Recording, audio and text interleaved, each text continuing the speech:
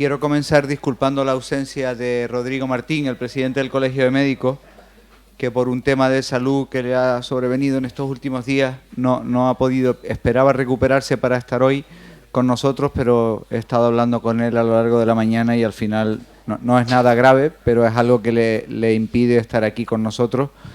Me manifiesta que le disculpe ante todos ustedes porque desde el Colegio de Médicos él me comenta que tenía muchas ganas de transmitir la visión del colectivo desde el punto de vista de la presidencia en relación a muchos de los temas que tenemos hoy en día sobre la mesa. Yo había preparado algunas cosas para introducir la mesa, pero sería un esfuerzo estéril después de las magníficas introducciones que hemos tenido previas a esta mesa. Nos acompañan ahora, me acompañan a todos ustedes y a mí, 4 personas con perfiles diferentes y todos igual de muy valiosos. Yo quería en esta mesa, habíamos planteado hablar básicamente de 3 temas. ¿Cuáles son los aspectos que consideramos más importantes para mejorar la humanización en la asistencia en cada uno de los ámbitos? ¿Cuáles son las dificultades para llevarlas a cabo y qué medidas se pueden implementar? Muchos de estos conceptos ya han sido explicados por voces expertas a lo largo de las dos charlas. Y lo que queremos compartir, o yo pretendo compartir con las personas que están aquí conmigo, no es tanto el ámbito teórico, sino el ámbito vivencial. Que cada uno de ustedes perciben con respecto a este tema. Voy a empezar por ti, Ignacio. Ignacio López Puig, que ya hablamos que es director de área de salud de Tenerife, pero también ha sido director gerente del Hospital Universitario de Canarias, director gerente de un hospital privado, el Hospital Parque, director médico en la Candelaria antes, es decir, que tiene un recorrido muy amplio, es jefe de servicio de programas asistenciales, tiene mucho recorrido. Pero yo quería ahora centrarme, Ignacio, en tu visión de la situación en la que tienes ahora, ¿no? Como responsable de un área de salud, con todo lo complejo que es eso, ¿qué aspecto consideras que ponen en riesgo el prestar una atención humanizada y más a la vista de todo lo que ya hemos comentado y de todo lo que tú conoces y vives?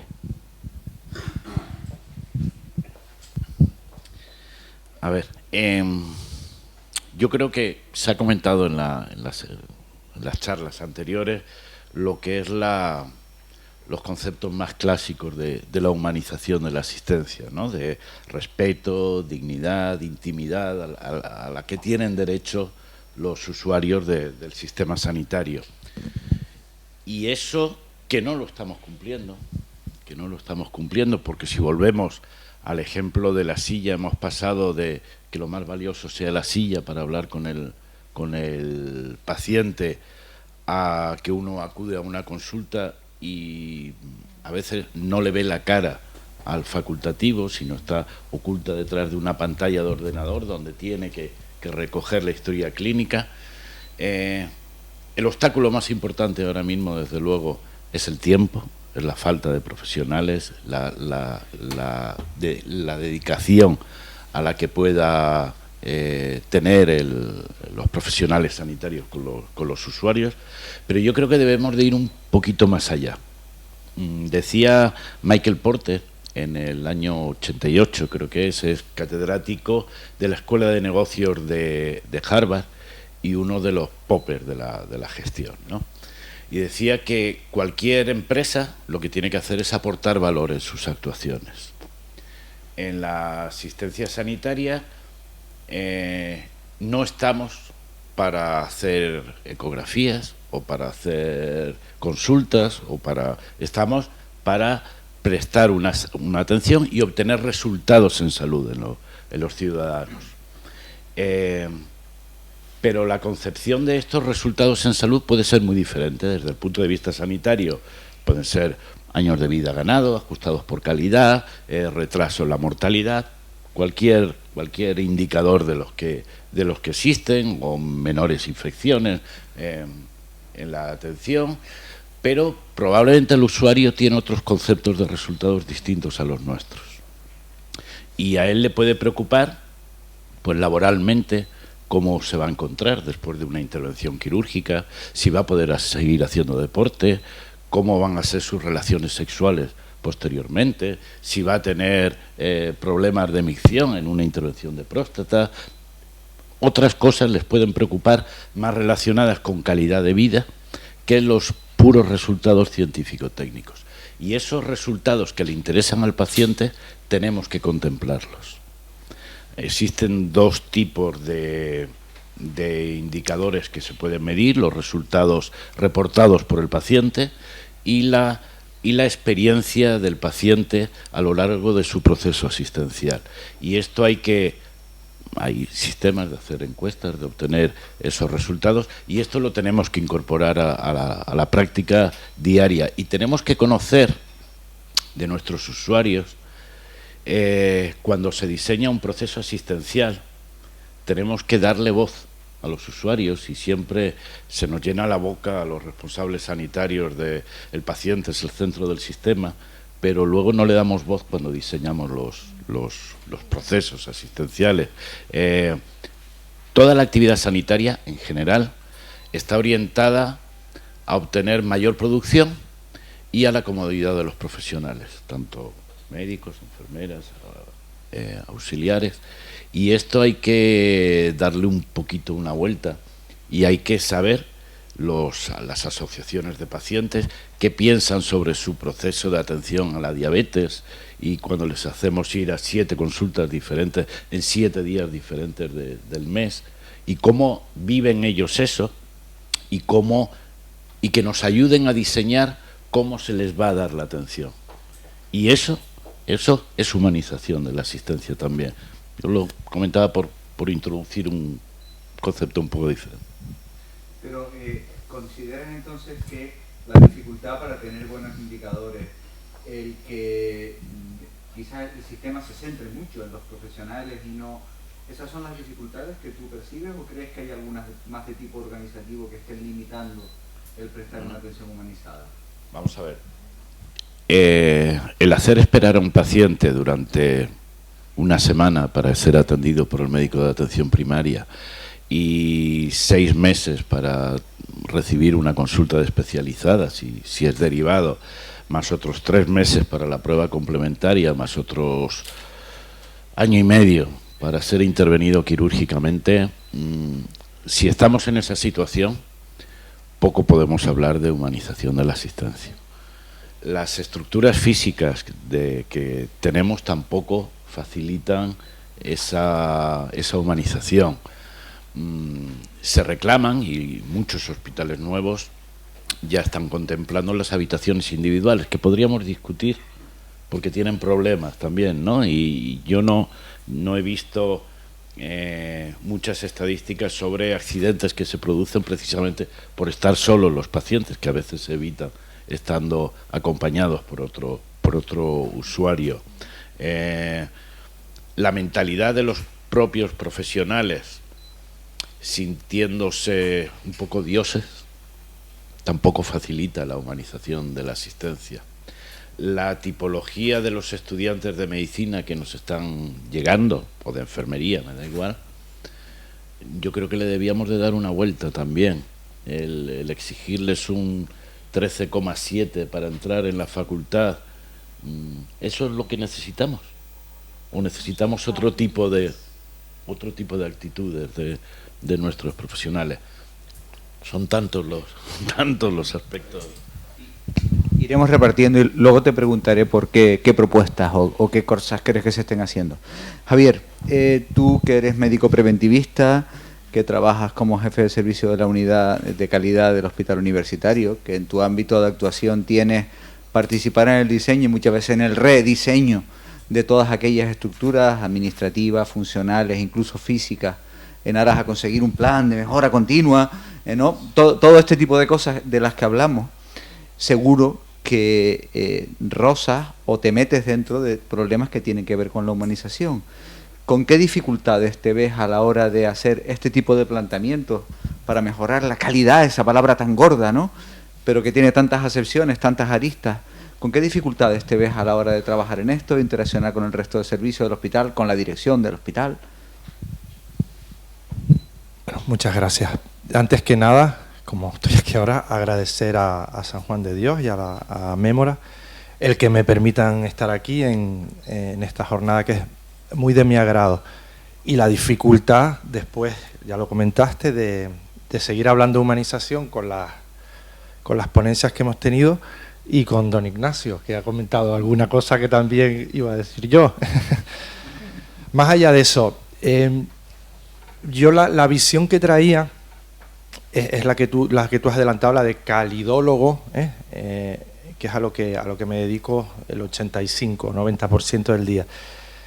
Y como primera gran dificultad o lo que pienso que se puede proponer es método, aportar métodos. Se han ido comentando cosas, Ignacio algo ha comentado, es decir, lo que yo suelo hacer en calidad, ese ciclo de mejora continua, también se puede aplicar a la humanización. Digamos que ese término filosófico es complicado para los sanitarios también, hemos estado las 2 primeras horas comentándolo. Llevarlo un poco a mi campo, que la palabra calidad también saben que es abstracta. Por tanto, lo primero es medir. Saben que el Lord Kelvin, que es el Kelvin, el de los grados Kelvin, tiene un aforismo que usamos mucho en calidad, que es: lo que no se define no se puede medir, y lo que no se mide está condenado al deterioro. Por tanto, estas acciones que hacemos, ¿las medimos de alguna manera? O como comentaban, esos resultados ya, la teoría de Don Abedian, ¿no? Estructura, proceso y resultados, estamos continuamente midiendo los programas de gestión convenida, los objetivos que nos dirigen, las líneas estratégicas de los profesionales, hablan de proceso, de resultado, el reingreso, cada cuánto te reingresan los pacientes. ¿Estás operando a los pacientes de fractura de cadera antes de las 72 horas? Que sabemos que mejora su pronóstico pero estamos midiendo lo que decía, es eso lo que busca el paciente. Por tanto, lo segundo que quería es preguntar. Hay que preguntar, la voz del usuario, del paciente, se tiene que incorporar de alguna manera a la humanización. Digo más, es muy normal, y no es malo, no lo estoy criticando, en mi hospital importamos ejemplos de éxito en humanización, igual que los importamos en calidad. Pero los importamos enlatados, con todo, no es despectivo, ¿no? Proyectos magníficos, UCI con H, el de la UCI. Pero no le hemos preguntado a las familias, a los pacientes, si es lo que quieren. Hoy, y pongo un ejemplo, cuando me estaba un poco cogiendo la información con el hospital de día pediátrico, los niños con enfermedades oncológicas, evidentemente esos son servicios profesionales que lo tienen muy marcado, de una manera casi nata. Es muy fácil hablar de ellos porque lo tienen. Ya sé lo que ha comentado el doctor Benítez, están cerca de la muerte. Me decía, hemos pintado las paredes del hospital de día, estamos haciendo musicoterapia, impartimos, pero desde que nos estamos reuniendo multidisciplinarmente con las familias, en pandemia nos ocurrió una cosa, y valga el ejemplo, preguntamos, las familias de la Isla Baja, como no, se tuvo que cerrar el acompañamiento, o sea, que habían unidades, pero no podían hacer el acompañamiento que se intenta hacer al niño oncológico, se tenían que ir a su casa. Pero los pacientes de la Isla Baja no se iban a su casa, tienen miedo, se quedaban a dormir en el coche, en las afueras del hospital. Cuando ellos se enteraron le dijeron, pero es que hay asociaciones, no te vamos a proponer nada que no propongamos ya. Hay asociaciones que proporcionan vivienda, recursos habitacional, pensando sobre todo en la gente de otras islas, pero para ti también. No lo sabían porque no lo habían preguntado a la familia. Un ejemplo que también me decía, era como en verano, hablando con la familia, uno de los problemas que se convertía en casa era dónde dejar a los hermanos. Es que eso tenemos que dejar a la tía. No, pero si el hospital es de puertas abiertas, el hermano queremos que venga, si el hermano lo acepta y quiere estar, puede estar durante toda la jornada, durante todo el tratamiento, con su familia, con su hermano. En fin, es una manera de lo que quiero explicar, cómo hay que preguntarles, porque si no, a veces se nos escapan cuestiones mucho más sencillas que algunas que traemos. Y por concluir esta parte también, o lo que tú me dejas hablar, seguimos en metodología, lo último es definir, ya lo decía en el aforismo que dije, hay que definir, hay que planear, digamos que en las agendas de los equipos directivos se debe incorporar la humanización. de alguna manera, después hablaremos a los profesionales, entendemos, y seguro que así es, el origen vocacional de casi todos los profesionales sanitarios. Pero en humanización ya se ha hablado, no solo intervienen los sanitarios, pero el origen vocacional entendemos bueno, que vamos a estar más cerca de ese cuidado, cariño vocacional. Pero ya lo hemos visto. Aprovecho y suelto un silogismo que le digo yo a los residentes cuando es de segundo de filosofía, de segundo debut de filosofía. Si A es igual a B y B es igual a C, A es igual a C. Y yo les digo, si los sanitarios o profesionales que trabajamos con pacientes somos seres humanos, hasta donde yo sé, y los seres humanos son todos humanos, pero no todos practican de manera natural las prácticas de humanización, no todos los profesionales sanitarios per se van a ser capaces, luego hay que formarlos, No sé si... Luego concluiremos, pero entiendo que no preguntar a las personas a las que atendemos, no poner método, no ponerlo en la agenda y no considerar que somos personas y que necesitamos formación, son cosas que tú identificas como dificultades. Ana Joyanes, aparte de una amiga, es médico de familia, pero ella también tiene visión de arista, porque ella ha sido directora médico de atención primaria, ha sido gerente de atención primaria, y tienes un largo recorrido, y yo creo que te permite tener una visión de lo que tú consideras que sería necesario para tratar con humanidad a las personas. Tú, como médico de familia, que yo también lo soy, yo lo soy, aunque no, es correcto, sí, es correcto. Si algo tiene la atención primaria es trato con la persona, porque casi no tenemos muchas más cosas. Pero hemos pasado por una pandemia desde fuera o desde medio fuera, que yo estoy, porque siempre habla uno con muchos amigos, se percibe que hay una desmotivación, que hay una especie de, en muchos casos, burnout que se ha salido aquí hoy en atención primaria. ¿Cómo después de todo esto que hemos vivido, cuáles son las dificultades que se encuentra alguien como tú, que si de algo no careces de entusiasmo a la hora de plantearlo, para que la humanización se preste, no ya en tu caso, sino en atención primaria, en nuestro entorno? Hola, buenas tardes, gracias por invitarme. La verdad es que tengo una sensación de estar un poquito de sobra, porque todos los compañeros han hablado y han hablado muy bien y han puesto muchos puntos que son candentes para hablar de lo que es la humanización y de los problemas que tenemos. Tú también lo has puesto clarito y blanco sobre negro, o negro sobre blanco. Si alguien sabe de lo que es la humanización en atención primaria, en la sanidad, es el médico de atención primaria. Los médicos de familia somos los que estamos más cercanos al paciente, somos los que los conocemos, no solamente de primera mano, sino a lo largo de toda su vida, y conocemos a su familia, conocemos sus circunstancias. Somos a los que primero nos llegan todos los problemas, tanto de salud como sociales, como anímicos, como cualquier problema que tenga una persona puede llegar antes que a nadie al médico de familia.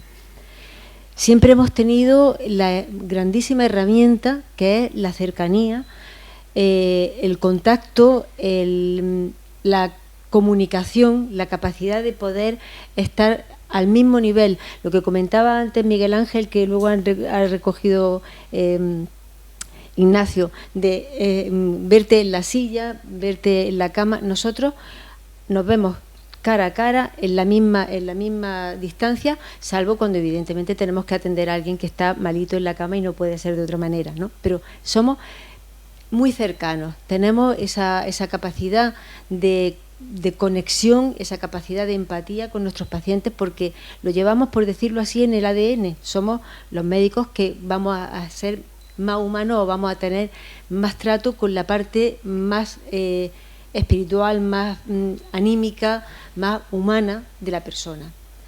¿Qué ocurre? Desde hace muchos años, no solo desde la pandemia, sino que la pandemia lo ha agravado de forma estratosférica, desde hace muchos años atención primaria está siendo degradada. Está siendo degradada por una sobrecarga bestial, por una falta de recursos, por una falta de personal, porque a pesar de que no hay recursos ni hay personal, a pesar de que cada día tenemos más pacientes para atender y con más patologías que se pueden atender y que se deben atender, se nos siguen poniendo más retos, se nos siguen poniendo más objetivos, se nos sigue haciendo que vayamos un poco más allá sin darse cuenta de que no podemos. Ha comentado una cosa Ignacio en la que no estoy del todo de acuerdo. No estoy del todo de acuerdo y es justo por lo que estoy diciendo. Las planificaciones, a lo mejor para algunos profesionales, se hacen pensando en la comodidad de los profesionales. Desde luego de los de atención primaria no. Los profesionales de atención primaria simplemente servimos para estar de cara al paciente, para recibirlo, para atenderlo inmediatamente y para luego encontrarnos con un muro cuando intentamos hacer otras acciones. Llámese derivar a otros niveles asistenciales, otras pruebas, exámenes complementarios o simplemente poder verlos en un tiempo racional. Y yo ya no estoy hablando ni de 3 minutos, ni de 5, ni de 10, racional, el que precise cada paciente. Si tenemos unas listas de pacientes que pueden llegar de una forma ya casi orgánica a los 45, 50 pacientes y más al día, ¿en cuántos minutos estamos viendo a los pacientes? Y si no los vemos en los minutos que se dividiría esa jornada, es porque estamos quedándonos más horas, ¿vale? O sea, estamos atendiendo a la gente o bien insuficientemente o bien a costa de la salud del profesional. Eso no puede seguir así. Con lo cual, para poder humanizar al paciente, para poder volver a tenerlo cercano, que confíe en nosotros, que seamos sus referentes y que seamos además unos referentes sanos y que podamos dar respuesta a todas sus preocupaciones y todas sus necesidades, necesitamos tener un mínimo de tiempo y un mínimo de calidad en la atención. Yo creo que debemos buscar el por qué ha pasado esto y por qué no se quiere poner solución a esta situación. Pero eso lo podremos ver luego. Yo creo que ahondar más en esto es inútil. Sí que me gustaría dejar muy claro que los médicos de familia, nuestro primer objetivo siempre es el paciente y que esa carga humana es lo que nos hace seguir adelante, con lo cual busquemos una solución. Entiendo, Ana, y para que me corrijas si lo he entendido mal, que la falta de recursos no está compasada con el fijar los objetivos razonables para esos recursos y que no hay recursos para atender, falta el tiempo, el recurso básico en atención primaria, según entiendo, y yo creo que también estoy de acuerdo contigo, que es el tiempo no está dimensionado, ¿no? Por tener la última visión, Rocío, tú como cirujano vascular, la verdad es que suena un poco extraño que un cirujano vascular sea el responsable de bioética de un hospital de San Juan de Dios. No parece que no casa mucho para los que no la conocen, para los que la conocemos casa muchísimo, porque ya hace, me permites que diga, bastantes años, que bastante es el periodo entre ayer y el Imperio Bizantino, como dice un amigo. De hecho tú no habías nacido. Fuiste responsable de bioética en la Sociedad Española de Cirugía Vascular y tiene un recorrido como jefe de servicio también en hospitales públicos y ahora trabajas en la privada. Desde hace años dejaste la sanidad pública y trabajas en la privada. ¿Se puede? ¿Qué límites hay para humanizar si es que se hace la sanidad privada? ¿Cómo de humanizada o no es posible la atención privada en sanidad? No, a ver. Yo lo primero que creo es que no es una cuestión de compartimentos. El primer problema que tenemos con la humanización de la asistencia es que tenemos una sociedad que está despersonalizada. Y ahí ya empezamos con el problema. Uno, no humanizan o no puedes prestar una asistencia de mejor calidad o más humanizada por el hecho de que estés en primaria, que estés en un hospital, asistencia especializada, en la medicina puramente privada. En principio, debes prestar la misma asistencia. Las condicionantes de las ubicaciones son distintas. Pueden ser distintas los condicionantes económicos, pero eso no puede afectar jamás al modelo de trato humanizado al paciente. Entonces, yo creo que tenemos dos problemas importantes con el tema de la humanización. Primero, que tratamos la humanización como si fuera un aspecto etéreo, y no nos damos cuenta de que no podemos solucionar nada si no creamos una cultura de la humanización en la medicina. El hecho de que tú trates con más detalles más humanamente, con más atención, más directa a un paciente determinado, a un grupo de pacientes determinados, eso no es humanizar la asistencia. Humanizar la asistencia va muchísimo más allá de que tú seas amable, empático o respetuoso con el enfermo. Hay muchísimas otras cosas de las que ni siquiera estamos hablando, que empieza por los diseños arquitecturales de los centros, empieza por las relaciones entre las personas que trabajamos en todas partes.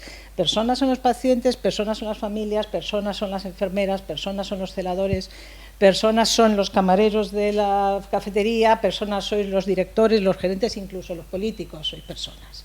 Entonces, claro, llega un momento en el que, incluso, o sea, lo que digo en esta categoría. Entonces, yo creo que uno de los problemas principales que tenemos es que falta formación, y falta formación desde la base. Falta formación de que estamos hablando de la dignidad de la persona, poner a la persona en el centro de todas nuestras actuaciones, y ahora mismo vamos a decir, un porcentaje amplio de personas no tiene ni la más mínima idea conceptual de qué es la dignidad, no tiene ningún tipo de planteamiento antropológico, ni filosófico, ni sabe dónde estamos, ni qué es la persona y en qué se basa todas esas cosas. Ni sabe eso, ni luego lo puede llevar a la práctica porque tiene una profunda ignorancia para luego decirle, tienes que pedirle el consentimiento a un enfermo. Estoy hablando en cuestiones prácticas. Si no saben por qué. O sea, eso no se puede trasladar, no se puede hacer un protocolo, un formulario, no se pueden hacer cosas, es decir, hay que hacer esto, no. O sea, eso lo tienes que interiorizar, y lo tienen que interiorizar las personas y lo tienen que interiorizar las instituciones. Y eso solo se consigue con formación, y se consigue con ejemplo, y se consigue con cosas que no son fáciles. Y por eso es por lo que tenemos todos estos problemas de deshumanización. Tú no puedes, lo que tú decías antes, la formación en medicina. ¿Qué gente entra en medicina? Los chavales que tienen un 13,5. Se pasan los 6 años de medicina matándose los unos a los otros, tapándose así para que no les vean coger los apuntes. Esos mismos que sacan las mejores notas, que son unos frikis habitualmente, o en un porcentaje relativamente amplio, son los que sacan el MIR, porque claro, son los que se lo saben todo de memoria. Y cogen las plazas que a ellos les parecen que son más sugerentes de tal, y luego te encuentras con que cuando viene el R1 a pasar contigo visita el primer día, te dice, a ti no te da asco tocarle el pie al enfermo. Entonces, claro, ahí ya dónde vamos. Si ese es el tipo que es el R1 de cirugía vascular, una especialidad que tiene una categoría, pues estamos perdidos. Eso por un lado, que yo creo que es esencial, que no nos damos cuenta de que la formación es la base de todo. Punto 1. Y luego, otra cosa que yo creo que no se ha mencionado y que también es importante, es que tenemos un sistema sanitario excesivamente compartimentalizado. Una cosa es que haya niveles asistenciales y otra cosa es que haya compartimentos estancos, en que no dejamos que el paciente fluya.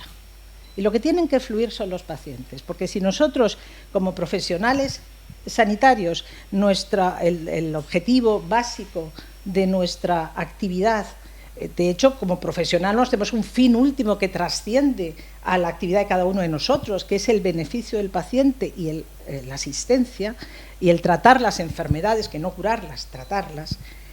Resulta que no dejamos que el paciente fluya. A lo mejor vosotros en atención primaria hacéis una labor encomiable, pero de pronto se os acaba. Y ya es el vacío, es decir, de pronto se acaba el universo y se acabó. Y ahí hay un salto que muchas veces es absolutamente insalvable. Entonces, a lo mejor lo que hay que cambiar es el paradigma de la asistencia. A lo mejor es que tenemos que hacer la asistencia de otra manera. Y el enfermo entra aquí y tenemos que llevarlo a lo largo de todo ese tiempo. Tenemos que pasar la longitudinalidad de la asistencia de la primaria, trasladar eso a un elemento narrativo que va por toda la vida del paciente y que pasa de la asistencia primaria a las diferentes patologías y especialidades que pueda necesitar. Entonces, cosas más en sentido práctico de cómo al paciente lo podemos hacer fluir por el sistema. Y yo creo que gran parte de la deshumanización que percibe el paciente está en relación con eso.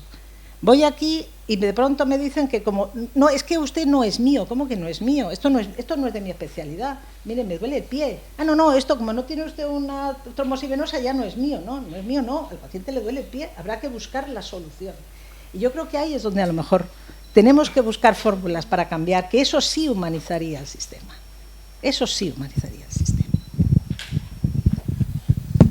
Me toca intentar recoger lo último, por quedarme con lo último, que yo lo tenía aquí entre las notas que quería comentar, ¿no? De quedarse con la parte y olvidarse del todo, que es quizá lo último que acabas de decir, que no hay una cultura de humanización, que nos hace falta formación y que tenemos un sistema compartimentado que no permite adecuadamente flujos, ¿no? Bueno, yo creo que hemos hecho un análisis de posibles causas, es amplio, pero no nos podemos quedar con el que está pasando. Me gustaría que ahora, y aquí ya no les voy a preguntar a cada uno, abrimos el que cada uno quiera, e incluso las personas que están sentadas también sería bueno que hablen de qué poder hacer. Y yo voy a arriesgar una propuesta. Hace muchos años, cuando acabé la carrera, que ya hace bastante, pues fue en el año 90, asistí a una charla que daba el profesor Luis Hernández Nieto, que se titulaba Bajo las patologías. Era catedrático de patología médica.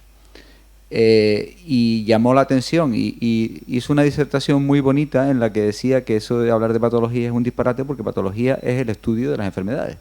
Luego, nadie tiene una patología, las personas tenemos enfermedades. Y yo aquello que, fíjense que hace muchos años y le he dado muchas vueltas, de hecho intento no escribir nunca patología, sino hablar de enfermedades, me está pasando en los últimos tiempos algo parecido con la palabra paciente, porque me gusta la etimología de las palabras. Paciente todos sabemos de dónde viene.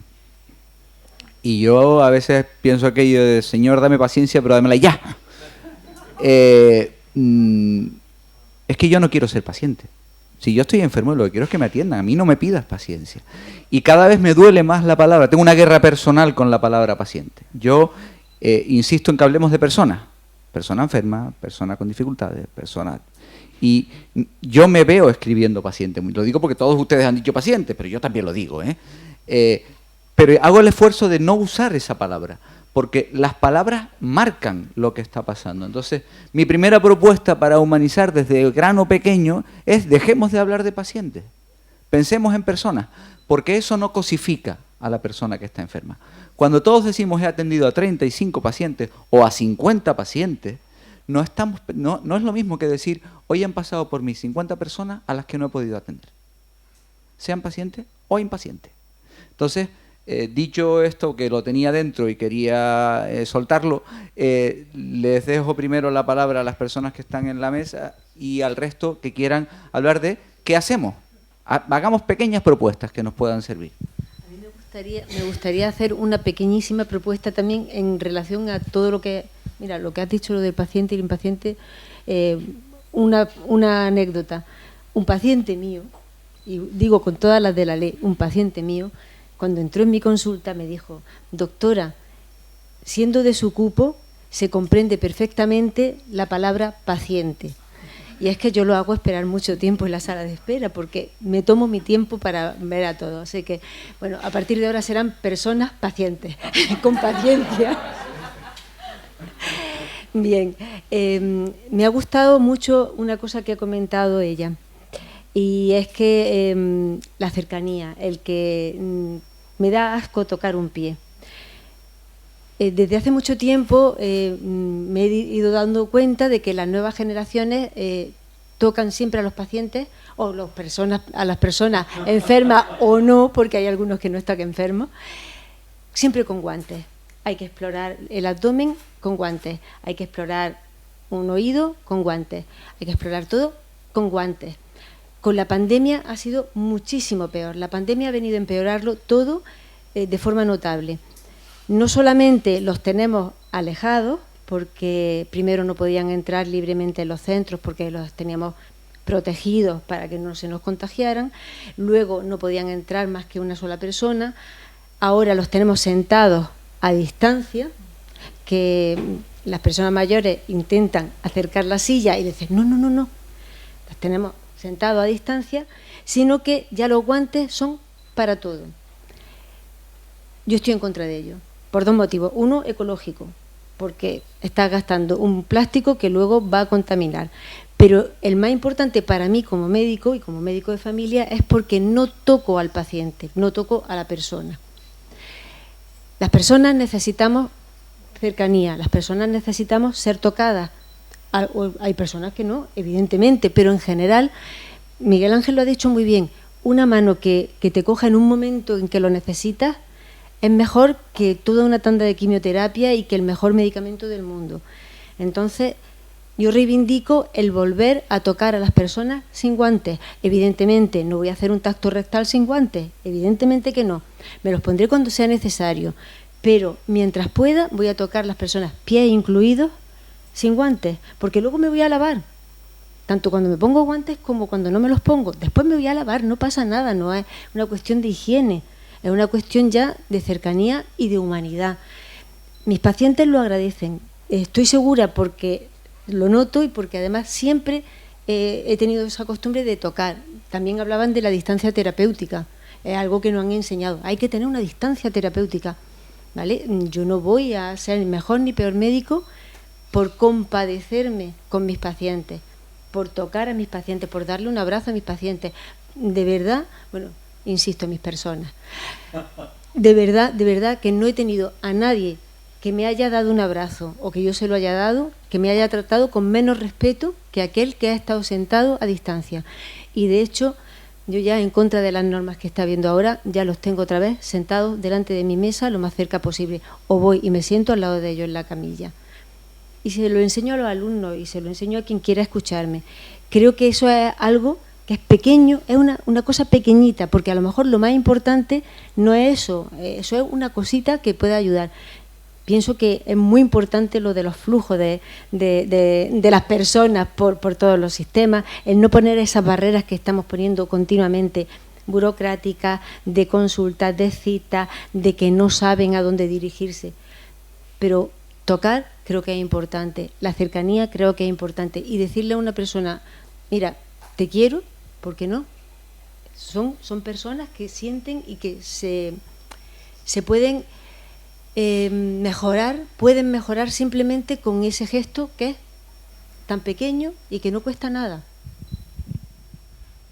Javier, te interpelan con los guantes, pero no te centres ahí. Pero algo iba a comentar. No, como preventivista sabes que estamos totalmente en contra de los guantes, Y en la pandemia se han triplicado el uso porque se ponen los guantes pero no se los cambian entre paciente y paciente. Pero en fin, no es el tema de hoy. Pero no pude quedarme callado. Y cosas para mejorar. Yo insisto con mi discurso, mi libro. De las prácticas, yo he traído aquí un corolario de prácticas, si hay tiempo, veo que no es el motivo, de prácticas que yo he ido recopilando, que hacemos en mi entorno, en el hospital universitario, que son muy similares a las que hacen en cualquier otro sitio. Ninguna de ellas, prácticamente ninguna, ha tenido financiación por el hospital. Yo creo que eso marca claramente. Tenemos algunas que hasta tienen crowdfunding. Los propios profesionales, hablando con las asociaciones de pacientes, abren un crowdfunding para que quien quiera vaya donando, pues para comprar un vinilo, para sinceramente. Entonces, yo insisto, deben incluirse en la agenda. En la agenda tiene no tiene que ser la partida más importante, pero seguramente cuando hay un proyecto de interés, haga falta, no haga falta, digamos, mendigar, perdón por la expresión, ese dinero, ¿no? O acudir a fundaciones. Cuando se consigue, bien están, benditas fundaciones, benditas asociaciones. Cuestiones, tirando un poco lo comentaba, es fundamental en los hospitales, cómo se han construido los hospitales y qué difícil es después, lo digo estructuralmente, es muy difícil hallar estructuras físicas y organizativas más complejas que un hospital. Son construidos en distintos periodos temporales, con túneles que los unen. De hecho, en fin, como sanitario a veces digo, a ver si no me pregunta a mí el paciente que me ve con la bata, ¿dónde está tal sitio? Porque no voy a ser capaz de decírselo. Espacios que se crearon para un fin y ahora bueno, pues ahora que está este hueco, vamos a hacer ahí unas consultas. No son espacios creados para consultas. Por tanto, insisto en planificación, planificar. En la línea y siguiendo con mi discurso, sí que, y aprovechando porque es algo de lo que hacemos mucho, pero porque creo que puede aportar mucho y trabaja fundamentalmente en los flujos de pacientes, diseñar procesos que son los sistemas de gestión. Déjenme que les aporte algún dato, porque creo que es muy útil para las organizaciones si se utiliza por dimensiones. Oye, vamos a utilizar el sistema de gestión para humanizar, aparte de para buscar esos resultados en salud. Los sistemas de gestión, como saben, establecen una metodología clara de un ciclo de mejora continua. Una de las cosas que hacen es diseñar por procesos, flujo de pacientes. Como ejemplo, uno clarísimo. Yo que llevo más de 10 años hablando de esto en el hospital, cuando llego y hablo y digo, tenemos que romper las barreras clásicas metodológicas que el paciente no fluye. Pero, por ejemplo, nosotros tenemos 3 direcciones: medicina, enfermería y gestión. Y los objetivos, muchas veces, Ignacio sabe bien, se firman por las 3 direcciones. Medicina firma uno. Objetivos es un incentivo que se da en base a unos resultados. Y digo yo, si se pone un objetivo de humanización tendrá que ser común, porque si estamos hablando que son las instituciones quienes tienen que humanizar, y nos quedamos solo en los médicos, solo en los enfermeros, y al puesto administrativo, y a los TAU que informan, no tendrán que estar todo el mundo dentro. Por lo tanto, estos sistemas, con todas sus, cuestiones o limitaciones, sirven. Otra cuestión que nos aporta mucho, que quería traer, es en la definición de los procesos. Yo sé que esto no son cosas sencillas, son más complejas. La norma te dice, define usted quién es y con quién se relaciona. Lo dice de una forma más complicada, pero es lo que te dice. ¿Quién es usted? Soy el hospital universitario, soy el servicio de medicina preventiva, soy la unidad de familia. ¿Cómo definimos eso? Hacemos un DAFO, debilidades, amenazas, fortalezas, oportunidades, que las puedes hacer desde la línea de humanización. ¿Qué debilidades tengo respecto a humanización? ¿Qué oportunidades tengo? Mira, una asociación con la que estamos trabajando. Y más interesante aún es, la norma nos dice, defina con quién se relaciona usted, a quién le influye y quién le influye usted. El gold estándar, siempre les digo yo también a los alumnos, es el paciente. Si somos quién es el gold, con quién, el paciente, pero hay muchos más. La universidad. Podemos identificar necesidades y expectativas de todos lo que llaman los anglosajones stakeholders, con todo, en cuanto a humanización. ¿Hará falta que un hospital se ponga en contacto con los colegios profesionales, es excusado, con las universidades para decir, es que no me están llegando, es que la gente no viene formada en humanización? O cuando preguntamos a las familias, ¿hará falta preguntarles qué necesitas de mí? Que te trate, que te acompañe. ¿Qué esperas de mí? ¿Qué esperas del hospital? Por tanto, en ese sentido, y ya como, porque son proyectos que estamos haciendo, Ignacio antes algo comentó, también como metodologías, pero creo que es lo que viene, que es aportar la experiencia del paciente. ¿Saben el gráfico clásico de las dimensiones de la calidad? Ese constructo, eficiencia, efectividad, centrada en el paciente, oportuna, accesibilidad, y después ponemos transversales, seguridad del paciente y centrada en el paciente también. Ya la estamos cambiando, estamos poniendo experiencia del paciente. Todo lo demás, ahí estamos, si se fijan, ejerciendo un paternalismo donde decimos, voy a decirte, que lo cual está muy bien, dónde tienes tú tu accesibilidad, dónde te pongo los límites, incluso en humanización, qué prácticas de humanización voy a poner en práctica, lo cual está muy bien, pero hay que aportar la experiencia del paciente. En ese sentido, y siguiendo esa línea de proceso, de entrada, desde que uno tiene el primer contacto con el sistema sanitario, con el problema de salud, cuando hay el problema de salud, hasta ahora medimos mejor o peor, en las unidades de calidad, todos los hospitales, un valor a lo mejor general en las encuestas. ¿Están satisfechos conmigo? Muy satisfechos, y normalmente salimos muy satisfechos, estamos muy bien representados. La sociedad, incluso cuando van, incluso no pasándolo lo mejor posible en los centros sanitarios, estamos por 7, 8 sobre 10, pero es un valor único. La experiencia del paciente aporta otra cosa. La experiencia del paciente dice, diseñe usted el flujo de enfermedad desde el momento 1 y empiezan a preguntar en cada momento. Y verá usted cómo hay flujos, en cómo el paciente lo va viendo. Pregunte usted. Antes, nosotros tenemos 2 proyectos, que uno es en estos pacientes oncológicos pediátricos y el otro es la atención al paciente de cáncer de mama. Es preguntar antes, desde el primer día que el contacto no tiene por qué ser ni físico en el hospital, sino que te llega una carta, te viene la mala noticia y ver. Y allí hay que detectar lo que se llaman puntos críticos, en rojo, y puntos, digamos, de asombro, que cuando están muy satisfechos. Cuando hagamos eso, creo que vamos a estar mucho más cerca de lo que necesita la sociedad Si lo orientamos en efectividad, estaremos mucho más cerca de lo que necesitan en efectividad. Pero si lo orientamos en qué necesitas, ¿tienes miedo? ¿Qué te sugirió el médico cuando te comentó? Cuando entraste en aquella sala pasaste frío, vamos a estar mucho más cerca de la humanización y de lo que probablemente nuestro entorno, que estamos hablando, el entorno, el paciente y su entorno necesita para sentirse lo más, lo más confortable posible, lo mejor tratado en uno de los peores momentos, que quien ha estado enfermo sabe que es estar enfermo. Gracias, Javier. Entonces, poner financiación, poner en la agenda este tema, planificar con método, coordinar las acciones entre las diferentes partes del sistema sanitario y sobre todo escuchar a el objeto de la atención, sea la persona, sea la organización, sea lo que sea. No sé si he recogido, Rocío o Nacho, quien quiera, porque me han interpelado. Yo quiero simplemente decir una cosa, que veo que estamos, no sé, yo tengo la perspectiva de que muchas veces estamos elucubrando sobre cosas que están en el aire y no somos capaces de bajarnos al suelo, de bajarnos a las cosas prosaicas de la vida, que yo digo.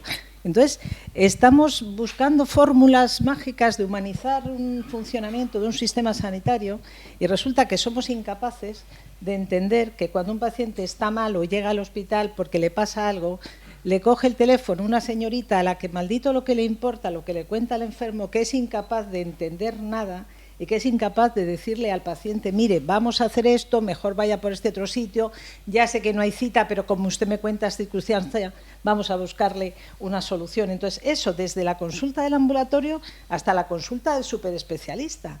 Entonces, yo personalmente creo que además de que hagamos las disquisiciones teóricas, que está muy bien, es que a lo mejor lo que tenemos es que bajarnos al suelo y empezar a ver qué podemos hacer de verdad para conseguir que el sistema se mejore. O sea, hay una cosa básica que es el acceso de los pacientes al sistema, que yo creo que eso es un elemento básico. El paciente accede llamando por teléfono para que le den una cita. Bien, a lo mejor resulta que una buena fórmula de que todo funcionara mejor sería que el que coge el teléfono no fuera una persona desconocida, sino que fuera una persona de referencia por un grupo funcional de servicios, que fuera un médico, igual que cuando tú llamas al 112, el que te coge el teléfono es una persona que cuando tú le cuentas lo que le pasa sabe cómo dirigirte, sabe si está llamando por una banalidad o por una cosa seria. Yo creo que eso es algo que habría que hacer. O sea, no puede llamar un paciente y decir, mire, es que me han hecho una ecografía y me han dicho que tengo un aneurisma de aorta. Mire, es que la cita primera es para el mes de marzo. Porque si eso, quien coge el teléfono es una persona del ámbito burocrático, no tiene por qué saber nada. Pero si lo coges tú, o lo coges tú, o lo coges tú, o lo cojo yo, pues sabes que no le puedes decir, venga usted en marzo. Y como eso, tantas cosas. Entonces, cosas como esa, que son actos puntuales, que haya una persona de referencia por servicio. Yo hago muchas cosas, porque estoy muy obsesionada con esto del trato humanizado con el paciente de hace muchísimos más años de que esto se empezara a hablar, ¿vale? Entonces, además de manera, digamos, intuitiva, antes de otra serie de formación que he seguido a lo largo de los años.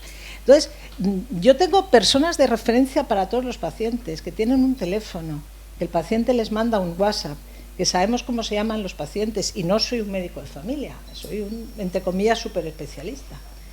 Y la gente te llama y te cuenta, y yo sé cómo se llaman los enfermos y sé cuáles son sus problemáticas, y digo, no, a esta señora hay que darle cita por la tarde porque recoge a los niños, este señor tiene que ir a buscar a su mujer. Entonces, todo eso, a lo mejor si tú tienes una persona que es referente de las citas, servicio de cirugía y tal, hay una señorita que se llama Mari Carmen que al cabo de 6 meses sabe perfectamente que un cáncer de estómago es muchísimo más grave que una piedra en la vesícula y que termina sabiendo los enfermos que llaman cómo recomponerlos, cómo reconducirlos, y el enfermo tiene una sensación de trato personal, que yo creo que eso se ha perdido en los hospitales. Y eso creo que es una cosa esencial, porque volvemos a lo mismo, trato entre personas. Y eso lo estamos perdiendo. Entonces, no sé muy bien cómo rescatarlo del todo, pero creo que eso es el quid de la cuestión, rescatar el trato personal. No es cuántos vemos, es cuántos resolvemos. O sea, hay que darle solución a los problemas de las personas. Y si no es de mi patología, pues de lo que engloba mi especialidad, tendré yo que buscar la fórmula para reconducirle. No vale de nada decir, no, esto, la mitocondria no se opera, no existe, no, esto no funciona así. Entonces, yo creo que tenemos que cambiar un poquito algunos esquemas. ¿Se pueden interpelar? No sé si tú te has sentido interpelada por lo que ha comentado Rocío. No, yo hablo por teléfono con casi todos mis pacientes. Doctora, ha llamado un fulano, pásamelo, ¿qué te pasa? Bueno, pues ven, no puedes esperar, tómate esto. Pero me parece, no me siento interpelada en ese sentido, sino que me parece una reflexión muy interesante, muy interesante. Pero ahora voy a explicar por qué digo esto. Si me lo permite, yo... El micro, por favor. El micro. El micro. Sí, porque además mi voz no es demasiado... No, solamente voy a decir una cosa. Es que ella ha comentado una cosa que es muy interesante y que nosotros estamos intentando, bueno, nosotros, un grupo que estamos intentando trabajar por la atención primaria, hemos hecho varias veces la propuesta de que haya una unidad funcional que no sea solamente médico y enfermera, sino médico y enfermera administrativo en los centros, para poder tener ese conocimiento mejor, para que los pacientes puedan acceder directamente a través de ese administrativo que sabe cómo funciona, qué posibilidades tiene y que está más en contacto con nosotros.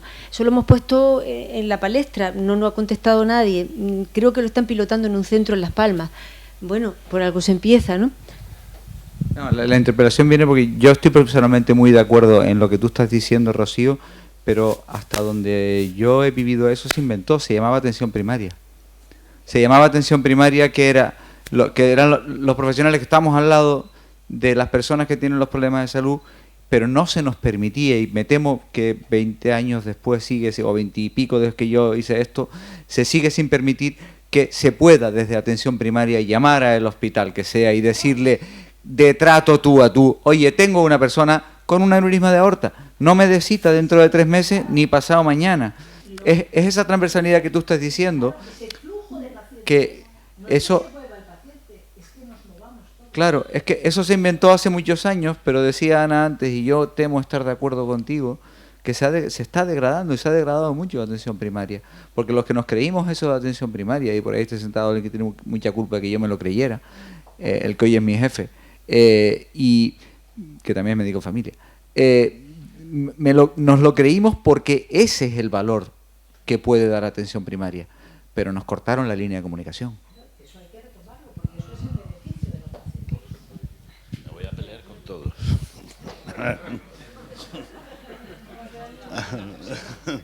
Me ha llamado político, que tampoco, pero bueno, ya mal empezamos. Bueno, a ver, yo creo que no se puede organizar la asistencia sanitaria dependiendo de que el facultativo de primaria llame a nadie a contarle cómo está su paciente. Eso hay que escribirlo, y lo que hay que revisar es que alguien, eso que se escribe por parte del facultativo de primaria, lo vea en un servicio determinado y lo priorice y lo organice. Independientemente que el aneurisma de aorta no la va a diagnosticar el médico de primaria, pero bueno, puede ser cualquiera. Puede ser. Si le toca la tripa, pues sí. Bueno. Si ve la prueba de imagen antes que el que la pidió... O la pide. La pide, pero alguien la ve. O alguien la debe de ver. Pero bueno. Bueno, da igual. Vale. Por aportar cosas. La importancia... estamos hablando mucho de los pacientes. En la asistencia sanitaria debemos de preocuparnos también de los familiares y de los cuidadores, y la humanización no solo de eso. Yo cuando oigo... Ahora, en la época de invierno, ahora nos empezaremos a meter todos, yo inclusive, con los familiares que abandonan a sus padres y a sus abuelos en las urgencias. A mí me parece de una crueldad intolerable, porque habrá algún caso, pero la gente no abandona a los familiares. La gente lo que no puede es soportar, sin ayudas externas suficientes, el tenerlos en casa. Otro aspecto. la importancia de las asociaciones de pacientes y lo poco que las usamos. Al final son verdaderos expertos en experiencia del paciente y de alguna forma hay que integrarlos. Y hay que integrarlos y hay que formarles. Hay que formarles también en cómo funciona el sistema sanitario, porque tienen una visión sesgada solo desde un lado. Y para desarrollar la humanización en el Servicio Canario de Salud, que eso hay 25.000 o 30.000 trabajadores, no sé cuántos habrá aproximadamente, primero tiene que haber liderazgo. Esto no surge de la base, ni podemos esperar a que cambie la cultura de la sociedad para humanizar más la asistencia. Hace falta un liderazgo importante, hace falta un plan de humanización del Servicio Canario de Salud, donde se marquen unos objetivos, unos procesos a desarrollar y se incentive, porque al final los incentivos ayudan al desarrollo de los cambios y se puede incentivar de muchas formas, que tampoco es el plan. Otro aspecto de humanización que a mí me parece sangrante: hay pocas cosas más humillantes que el que un usuario, ¿me puedo llamar usuario? Yo solo... Puedes llamarlo como quieras, No. Yo intento no llamarles pacientes tampoco, pero usuarios me gusta. Pero que un usuario, cuando va, sobre todo en especializadas se da, va un día a su facultativo, le cuenta su vida, lo explora, etcétera, etcétera, y tiene que volver dentro de un mes y se encuentra otro facultativo al que le tiene que volver a contar su vida, y vuelve al cabo de otro mes y es otro facultativo. Tiene que haber facultativos de referencia para cada paciente en un proceso determinado, y es una cosa tan básica y teóricamente tan fácil de hacer, y no lo hacemos tampoco. Yo recuerdo cuando yo estaba en la Candelaria, y tú lo conoces, a ese respecto, por ejemplo, cuando yo estaba en la Candelaria, y tú lo sabes de aquellos tiempos, yo instituí la figura del cirujano responsable, de tal manera que cuando un paciente venía a la consulta, le veía un cirujano, y ese era su cirujano responsable para siempre, jamás, que era el devenir histórico del paciente dentro del servicio. Y luego, a lo mejor, si el paciente tenía una patología que requería una cirugía para la que esa persona no estaba capacitada, no pasaba nada. Esa persona siempre participaba, aunque luego estuviera asistida o al paciente como primer cirujano lo operara otro y esta persona fuera el ayudante. Y de tal manera que el paciente siempre veía en todas las cosas de su vida, en ese servicio, al mismo cirujano. El que pasaba visita era ese cirujano, el que hablaba con la familia era ese cirujano. Y si pasaba algo con el enfermo, el que iba a hablar con la familia para decir hemos tenido un problema era ese cirujano. Entonces eso generaba una continuidad asistencial dentro del servicio y una relación personal con los pacientes que era muy importante y que era independiente del nivel, digamos, jerárquico que esa persona formara en el servicio. Yo creo que eso es importante, porque eso de que tú llegues un día y te vea uno y otro día te vea otro, cuidado, que estamos hablando de cosas que no son matemáticas y tenemos criterios, tenemos indicaciones, tenemos maneras de abordar las patologías, tenemos planteamientos y no todo el mundo hace lo mismo y todas las opciones pueden ser válidas y ya lo único que necesitan los pobrecillos que vienen es que encima les volvamos locos, suponiendo que encima no empecemos a decir uy, lo que le ha dicho este, qué va. Eso es una tontería, mejor vamos a hacer lo que le digo yo y entonces ya el caos absoluto. Y luego sobre lo que comentabas, Ana, de que no está diseñada la sanidad para los profesionales. No, evidentemente no. Probablemente sí, menos, probablemente mucho menos. Pero desde luego, si uno va a un servicio de urgencia donde hay 20 facultativos por la mañana y 4 por la tarde y 4 por la noche, algo falla. Cuando uno va a una UBI donde hay 20 facultativos por la mañana, 2 por la tarde, 2 por la noche, algo falla. Cuando uno va a la consulta de oftalmología de la Candelaria, que estuve el otro día, y asiste a la parte de dentro, amplia, moderna, recién hecha, y la sala de espera es un pasillo donde no puedes estirar las piernas, algo falla. Yo qué sé, ese tipo de cosas le tenemos que dar una vuelta también. Hay dos personas del público antes que las demás a las que le gustaría darle la palabra. Primero, Rafael Amo, no sé si quieres comentar algo de lo que has visto en relación a lo que dijiste o quieras... No es obligatorio, ¿eh? Es solo porque has sido uno de los ponentes y te dije que luego podrías participar. Y luego a mi jefe, que me está mirando y está desesperado por decir algo, y yo sé que aquí se te ha interpelado mucho, entonces... Gracias. Yo creo que con el tema de la humanización son las personas que responden de las instituciones, que cuando hablamos del ámbito organizacional, las que deben liderar el tema, ¿no? En el ámbito de cada consulta profesional es el profesional, pero en el ámbito de las instituciones son los responsables de las distintas áreas los que deben liderar el tema. Yo estoy orgulloso de estar en esa institución porque la bandera de la humanización en San Juan de Dios viene de mucho tiempo atrás. Sin embargo, no quiere decir que no haya también sombras en la práctica diaria que hacemos, y nos preocupa mucho. Pero yo, por hablarlo en plan positivo, creo que la mejor forma de empezar con humanización es que una institución defina la cultura, su cultura institucional, que defina cuál va a ser su modelo de relación con las personas a las que atiende o a las que sirve. Ahí va a definir si su modelo de trabajo es un modelo humanizador o no. Tú lo decías antes con las salas de espera. Se nos llena la boca de decir, hemos incorporado la tecnología a la asistencia sanitaria, y ahora ya no sale el médico o un auxiliar a llamar al paciente. Ahora es el A352, y las salas de espera están orientadas como un cine, como esto así, hacia una pantalla, el que todo el mundo mira así durante horas a ver si le toca el numerito. Y a eso lo llamamos humanizar la asistencia. Incluso la oftalmología.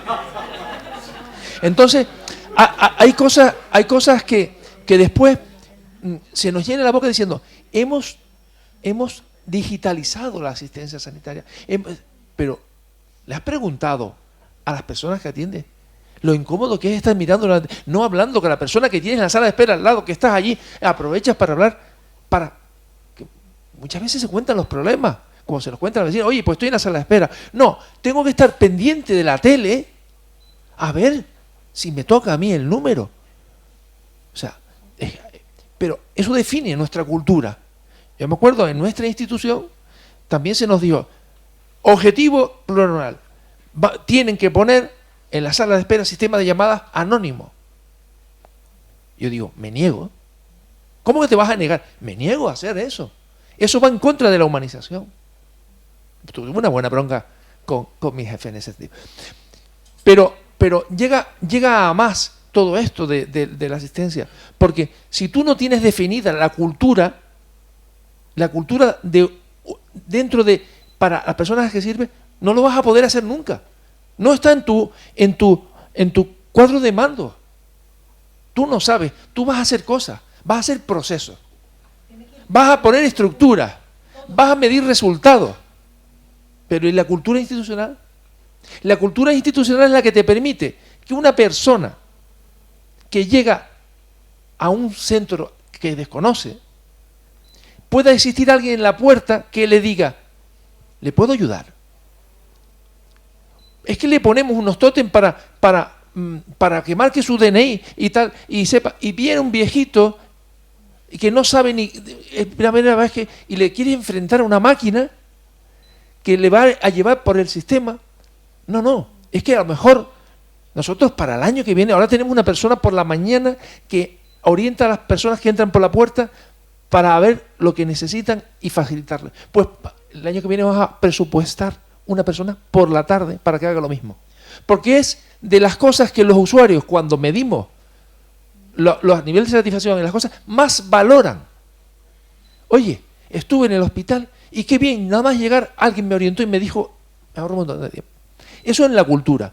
Hay que escribir cuál es la cultura del Servicio Coronal de Salud, cuál es la cultura de San Juan de Dios, cuál es la cultura de la empresa la residencia sanitaria o de quien sea. ¿Cuál es la cultura en el ámbito de la humanización? Primero, definirla. Segundo,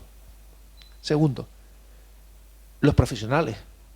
No podemos humanizar si nuestros profesionales no están humanizados. Decía Rocío antes, la formación, básico. Formación en humanización.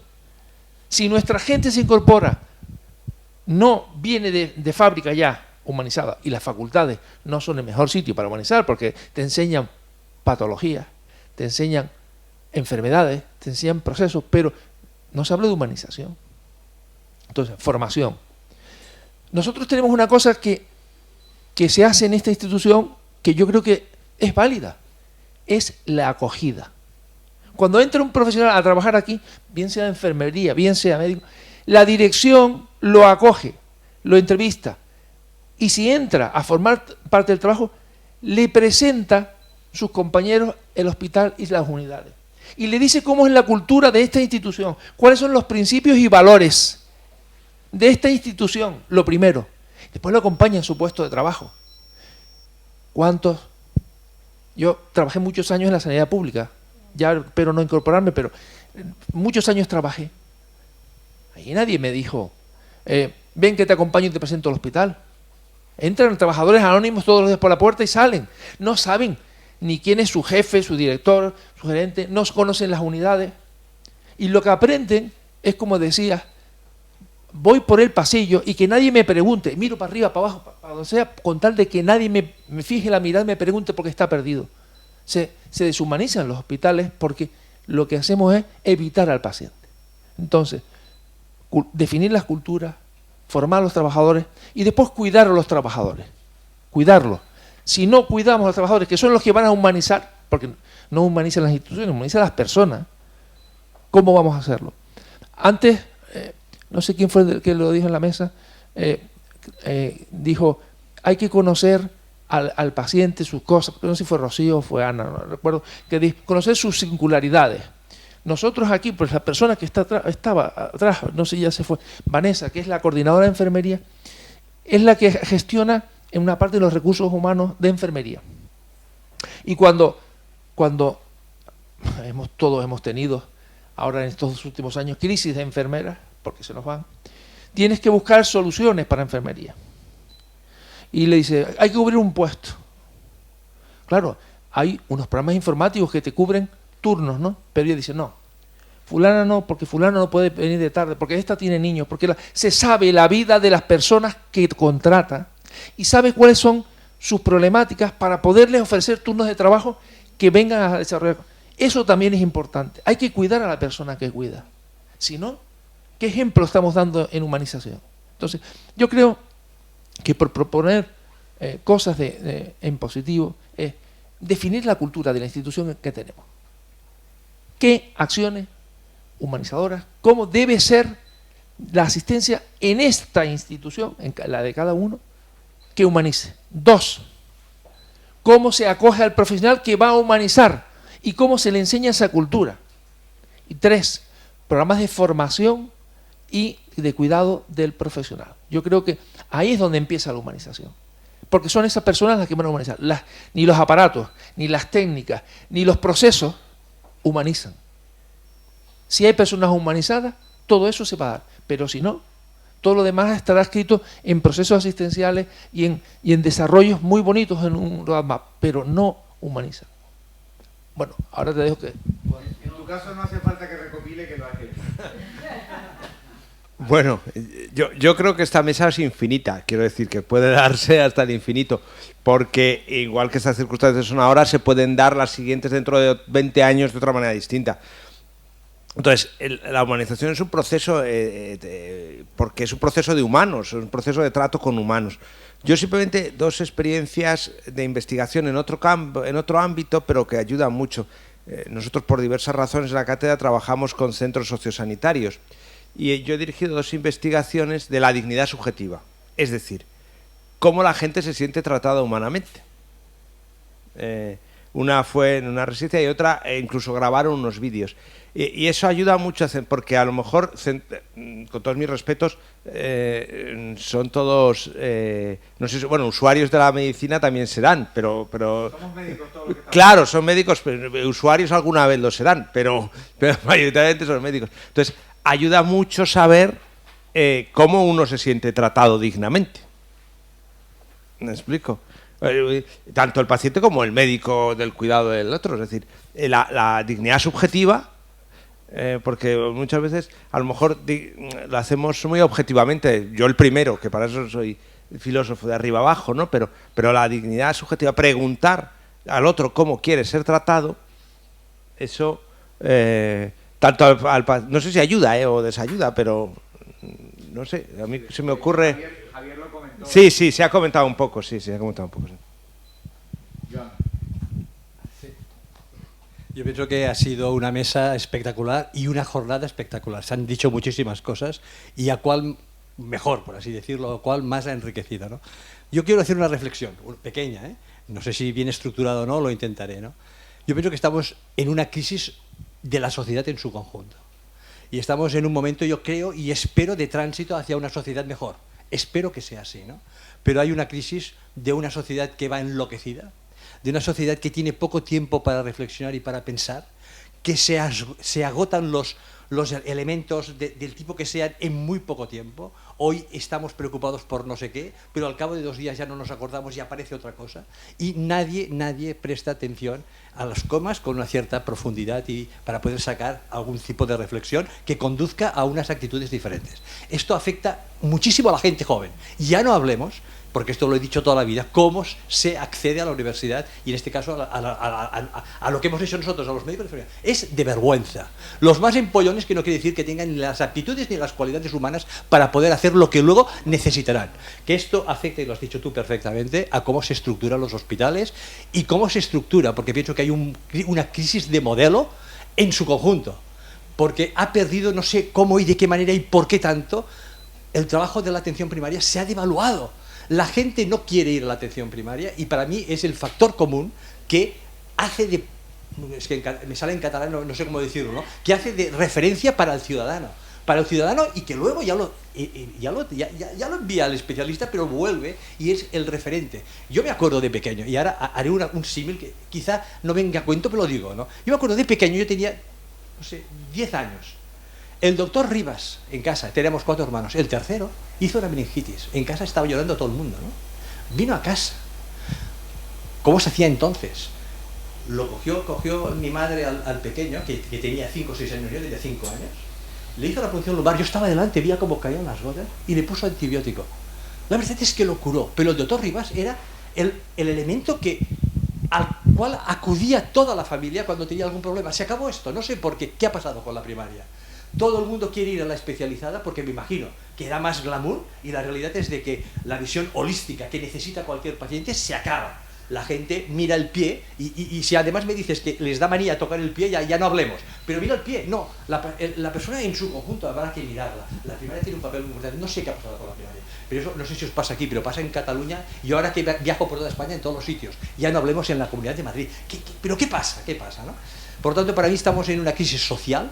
La sociedad está muy encaminada a la competencia, al producir y al competir a expensas de lo que yo pienso que tiene que ser lo que hemos de evolucionar. Hemos de evolucionar hacia una sociedad más del cuidar y más del servir.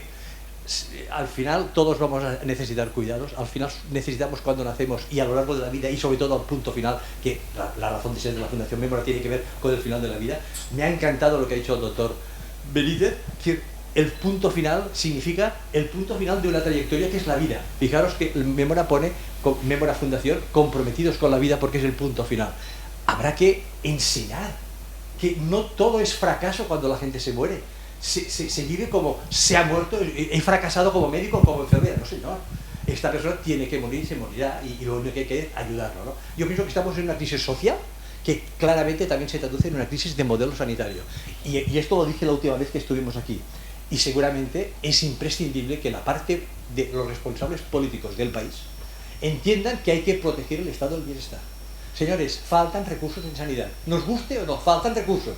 Y se está decantando todo hacia la sanidad privada y no va por San Juan de Dios, a expensas de no sé qué negocios. Faltan recursos.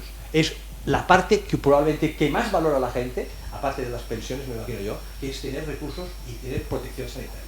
Y esto yo pienso que lo tienen que entender, faltan recursos. ¿Por qué hemos tirado para adelante? Por el esfuerzo de los profesionales durante la pandemia. Ha sido, vamos, que ahora están todos agotados y hay un burnout clarísimamente, y quien dice burnout dice depresiones gravísimas en estos momentos, gente que deja la enfermería, se van, y médicos que emigran hacia otros sitios porque están mejor pagados que lo que están pagados en este país en el que vivimos. Hace falta recursos, esta es mi opinión. Hace falta recursos y luego, evidentemente, lo has dicho perfectamente, la entidad tiene que decir, oye, nosotros nos vamos a regir con estos 4 valores. Y que se lo crea el que manda. Porque si yo siempre digo, y este símil lo uso mucho, si el que está arriba de todo no saluda, la gente no sabe saludar y no saluda a nadie. Si el de arriba, cuando te ve, dice, buenos días, ¿cómo estás? ¿Todo bien? La gente acaba diciendo, buenos días, todo va, ¿te puedo ayudar en algo? Y esto es una cosa que cuesta de entender, y la gente no lo practica.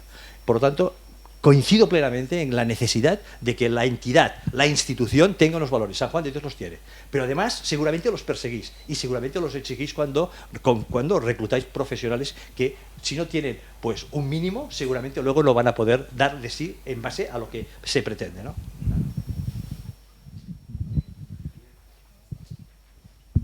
Elena.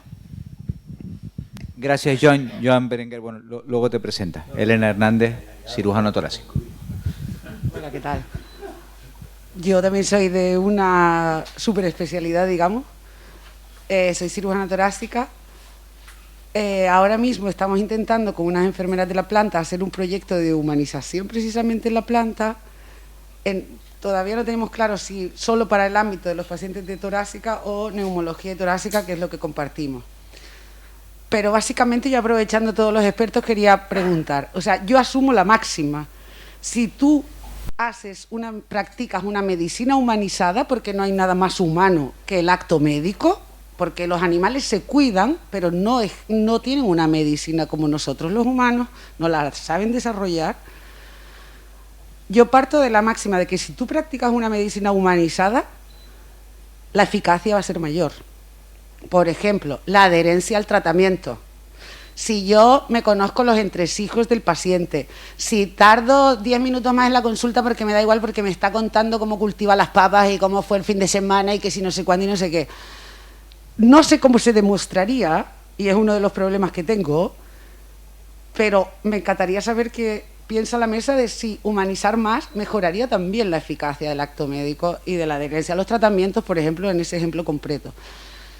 Segundo, hay una cosa que, por ejemplo, de lo que dijo Rocío, que yo no comparto. Es verdad que mi especialidad es muy pequeña, representamos el 0,6% del total de la medicina. En nuestro servicio somos 4. En nosotras no llevamos esa política de tú tienes tu cirujana, no, tú tienes tu servicio. Y todas las 4 vamos a saber lo que te pasa, en qué momento, cuál es tu circunstancia personal. Y da igual con quién vengas y quién te toque, que todas vamos a saberte, pero vamos, hasta el dedillo. Porque en la historia clínica hay que aprovechar que está todo informatizado y apuntamos todo. Está muy triste porque su prima se murió hace 3 días y no sé qué. Y si al próximo día no te toca con la misma persona, el paciente se siente súper contento porque ve que da igual cuál de las 4 esté, que las 4 se lo saben todo. Tampoco usamos la palabra paciente, por consenso decidimos que lo de paciente varón se acabó, varón o lo que sea, pero no usamos tampoco, porque nos pareció en un momento dado hace unos años como muy anticuado y así. Y con respecto a los profesionales, es que es de todo. En el UC entras ahora a recursos humanos y nos han puesto una barrera arquitectónica en forma de un panel acristalado que ya te está diciendo, aquí ven lo menos posible, pero es que el teléfono de atención al trabajador es 34666, es decir, el teléfono de atención al demonio. Y yo les digo siempre, mira mujer, ellas lo ponen no para que pensemos teléfono de atención al demonio, sino para que nos riamos un rato y nos relajemos con el teléfono de atención al demonio. Yo creo que llevo 8 años intentando que primaria me pueda hacer la interconsulta virtual directamente a cirugía torácica y que no se la tenga que hacer a cirugía general y que el cirujano general me la haga a mí. Que yo le responda al cirujano general, el cirujano no ve la respuesta y el paciente ahí se quedó en las nubes. Otra cosa, yo me he educado en una medicina que siempre de pequeña te decían, el médico no puede llorar delante del paciente, el médico no puede no sé cuánto delante del paciente, tú no puedes expresar prácticamente sus sentimientos. Oye, perdona, pues a mí a veces se me salen las lágrimas porque tengo un mogollón de pacientes oncológicos. Y es más, se me salen hasta cuando los veo por la calle y me dicen, coño, Elena, que llevo 9 años desde que me operaste. Joder, pues me emociono, ¿sabes? No me importa. A mí me invitan los pacientes, oye, voy a hacer cogí lapas y no sé qué, viene, me voy. Y la gente, verdad, me trata como la loca y la friki. Pero la realidad es que esos pacientes se comprometen mucho más con su curación, con su proceso de curación y con todo. Entonces, de un convencimiento que yo tengo, lo que me falta es poder probarlo, digamos, pero tampoco sé si es necesario probarlo. Pero realmente es que yo creo que mejora la eficacia. Yo creo que hay estudios realizados, además, y estadísticamente comprobado que mejora adherencias a tratamientos, mejora incluso resultados objetivos. Hombre, tiene que haber una calidad científico-técnica. A mi hija ha estado en Estados Unidos, pilló el COVID y un médico encantador con aspecto de rey mago le prescribió un antiparasitario veterinario. O sea, pero sí hay estudios realizados en ese sentido de que mejoran. En la misma línea, no tengo las referencias, pero sabes que sí. Lo primero es que no hace falta tampoco demostrarlo. Es decir, el convencimiento que tú tienes es el que tenemos todos. Es objetivo, que mejoras.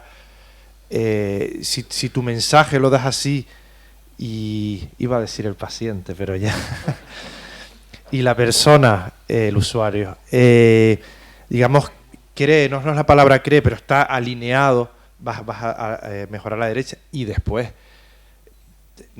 hay estudios, como dice Ignacio, con los valores objetivos, pero es que en procesos oncológicos es evidente que el buen estado, en fin, emocional, no solo de él, sino de la familia, va a ayudar y va a tener buen resultado. En cuanto al 34666, lo apunto por lo que se pueda cambiar. De todas maneras, si hacéis un plan de humanización, sí sería bueno, y al menos la satisfacción de los pacientes.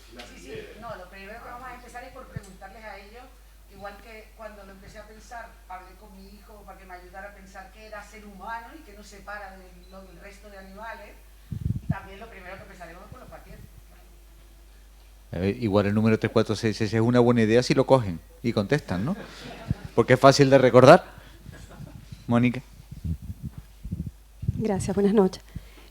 Yo soy oftalmólogo, ¿no? Y trabajo en San Juan de Dios y tengo varias cosas que quisiera plantear. Básicamente, cuando se pidió al final de la mesa, ¿qué soluciones puede haber? Porque hay tantos problemas de humanización, son tan variados, podemos hablar de forma extensa todo el día y cada servicio, va a tener muchos problemas que plantear en el área de humanización.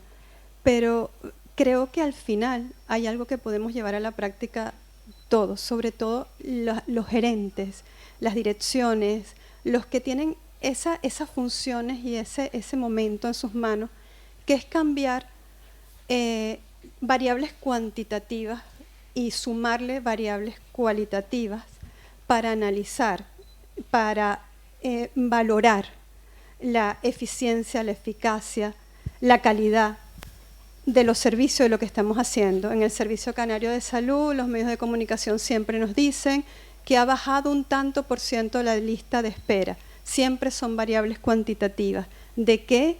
¿Cómo se ha bajado? ¿Cómo están atendidos? A nosotros también se nos valora anualmente nuestras curvas maravillosas, que somos muy buenos o muy malos según la cantidad de procesos, de estudios realizados, de cirugías realizadas. Pero ¿cómo se realizan? cómo es la satisfacción del paciente, no solo es que me guste o no me guste cómo me trataron, sino que se valore la calidad científico-técnica con la calidad humana, viendo a un ser integral. Y hay que incorporar esas variables cuando analizamos los servicios, cuando analizamos las instituciones. Es lo mismo que se está repitiendo. No podemos valorar al estudiante de medicina en la entrada solo cuantitativamente, sino otras variables. Y hay representantes de universidades aquí, pues entonces todos tanto los entes públicos como privados, como las universidades, los ministerios, incorporar variables que nos hablen de esa capacidad que va a tener esa persona. Es cierto, tiene que tener ciertas capacidades para estudiar muchísimo y para analizar todo, pero tiene que tener unas cualidades humanas inherentes y una vocación de servicio, y eso se puede medir. Y ahí también uno lee que hay muchísimos estudios en todas partes, cómo se puede medir, pero no se lleva a la práctica. Y yo creo que, bueno, los representantes de las universidades, los representantes de los colegios médicos, los representantes de los colegios de enfermería pueden medirlo. Y en pequeño, los representantes de cada institución incorporen cómo valoramos a los profesionales, cómo valoramos a las instituciones desde el punto de vista cualitativo, y ahí empezamos a humanizar, y yo creo que eso sí es más eficaz. Entiendo también que la parte biopsicosocial del ser humano hay que integrarlo a la universidad desde el origen, desde el primer año de medicina. Desde ese momento tienen que entender que no vamos a ver fisiología, que no es la célula y la histología, que no es la anatomía patológica, sino que vienen de un ser humano, que tiene una patología, que tiene una realidad física, intelectual, familiar, social, religiosa y espiritual. Eso se puede enseñar y lo tenemos que incorporar dentro de cada una de las ramas que se enseñan. Entonces, yo creo que sí se pueden hacer muchas cosas, y si las gerencias, las instituciones, las direcciones comienzan en esa dirección a valorar cualitativamente, creo que se pueden hacer cosas interesantes. Damos un turno más de palabra que está pedido, y yo creo que tendremos que empezar a clausurar porque nos estamos yendo de tiempo. Muchas gracias. Bueno, yo, como he dicho antes, no pertenezco al grupo sanitario, vengo por curiosidad, pero quería hacer una pequeña reflexión en la que a mí, quizás en mi ignorancia, me cuesta entender que se requiera de una preparación a nivel humano para tratar a las personas, en el campo que sea, no solo en el médico. Porque bueno, se presupone, se sabe que el ser humano es la única especie que poseemos la capacidad de la empatía. Por lo tanto, yo cuando se dice que hay que preparar y hay que formar en eso, yo doy por hecho que no sería necesario, pero bueno, veo que sí que lo es. Y partiendo de esta reflexión, que entra un poco en el campo ya más filosófico, yo quiero romper una lanza o contar una experiencia personal muy rápida, que creo que hasta necesito contarla aquí en este ámbito. Y es que hace 2 meses, un 22 de septiembre, a mí me operan de manera urgente de una peritonitis. Y 24 horas antes entro en urgencias y al día siguiente de madrugada viene la doctora, bueno, de madrugada no, eran las 8, viene mi doctora y me dice que me da 20 minutos, media hora para prepararme, para bajar a quirófano porque hay una urgencia ahí. Bueno, a mí me coge en shock, no entiendo por qué de la premura, me da así una explicación muy rápida y yo inmediatamente lo que pienso, me había adelantado el día anterior la gravedad de mi situación y cuando me dice que hay que bajar inmediatamente a quirófano, yo lo primero que pienso es en mi única hija que vive en Berlín. Yo cojo, me mando un WhatsApp, hablo con ella, le digo lo que pasa de una manera un poco diluida y entra ella y me coge hablando por teléfono y entonces me dice que Amaya tienes que ir a ducharte y tal, y lo dejo ahí.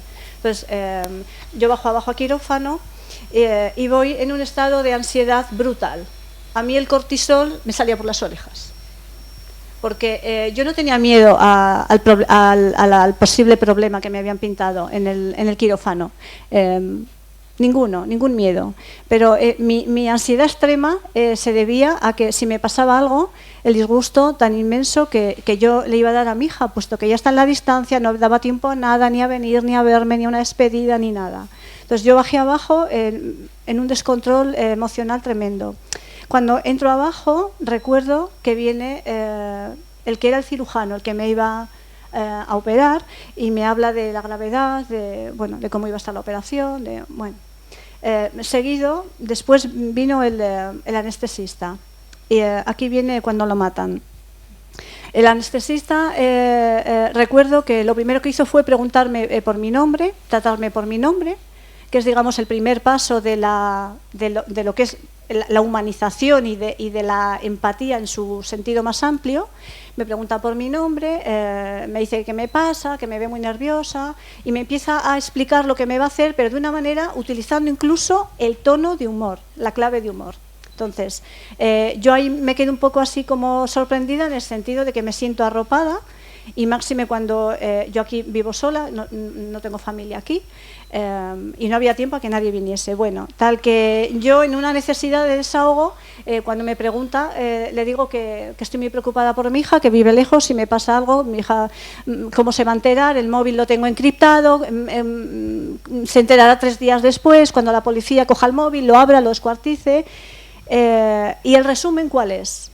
Con la mano cogida, acariciándome la cabeza, explicándome en tono de humor cómo me iba a anestesiar, cómo iba a ser el proceso, el no te preocupes, el de dónde eres, yo de Bilbao, del País Vasco. Bueno, me dijo, tú no te preocupes, cuando salgas de la operación te vas a ir a Bilbao una semana, vas a comer como se come allí y luego me cuentas.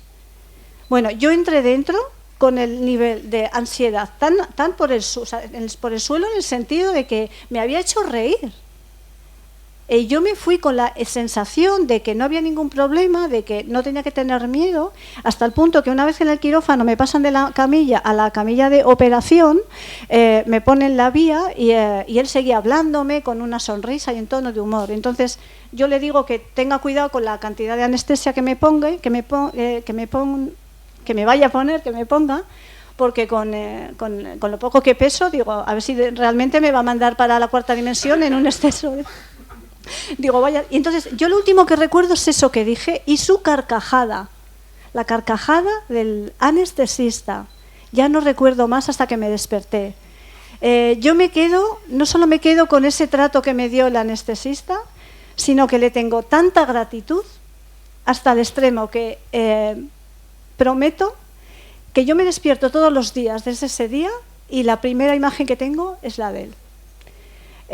Tengo su cara perfectamente definida y una serie de dónde era, de dónde provenía, pero no sé más, no tengo la opción de verle 2 meses después para agradecerle y contarle. Pero quiero decir con esto que ratifico el poder tan inmenso del trato empático. Y esto no está demostrado por la Universidad de Harvard, está demostrado por la experiencia de Amaya. Entonces, sí que es cierto, por supuestísimo, y sí que hay médicos facultativos o doctores que aplicando eso consiguen ese efecto. Porque de no haber sido así, por ejemplo, si hubiera sido una persona o más fría o más distante, yo hubiera entrado allí pues como las vacas al matadero, en una situación de estrés tan brutal que seguramente hubiera tenido un efecto más negativo. No sé si en la propia operación, no lo sé, o después, no lo sé. Pero mi situación ansiosa cuando llegué a manos de este doctor era descomunal. Era descomunal. O sea, fue bajarme las revoluciones sin necesidad de Prozac ni de nada de eso. Entonces, que le estoy muy agradecida, muchísimo, y que me encantaría poder localizarle, la verdad, para dar las gracias.